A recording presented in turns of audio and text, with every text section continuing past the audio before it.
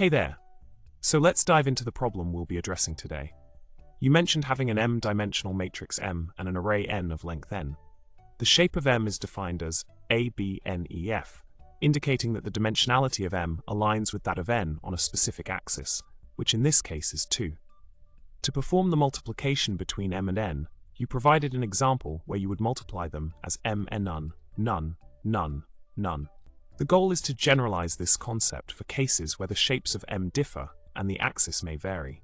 It seems like we need a way to extend array n conveniently to accommodate these variations. Now let's delve into the solution provided. In the example you presented, you initialized variables a, b, n, e, and f, setting their values accordingly. Then you created a matrix M filled with 1s and an array n filled with a range of values up to n. This setup will serve as the foundation for the subsequent operations we'll explore. Moving on with the solution, you demonstrated a method to expand n by utilizing none. By applying n, none, none, you extended the array to match the dimensions of M. This straightforward approach resulted in a final shape of 2, 3, 4, 5, 6, aligning with the specified dimensions. Continuing with the solution, you introduced a technique involving an indexing tuple.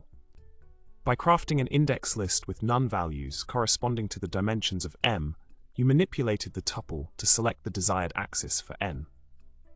Implementing this method led to a final shape matching the dimensions of M. Next in the solution, you explored reshaping n by adding trailing size 1 dimensions to match the shape of M. By adjusting the shape of n using the reshape function, you achieved compatibility between the arrays and obtained the desired output shape. Furthermore, you showcased an alternative approach using expand_dims to insert the necessary dimensions into n. With this method, you strategically added dimensions to n to align with the shape of M, resulting in a shape consistent with the initial matrix dimensions. To sum it up, we've covered various ways to extend array n to facilitate multiplication with matrix M efficiently. Feel free to experiment with these methods in your projects. Thanks for watching, and remember, subscribe, like, and comment below. Your support means the world. Bye for now.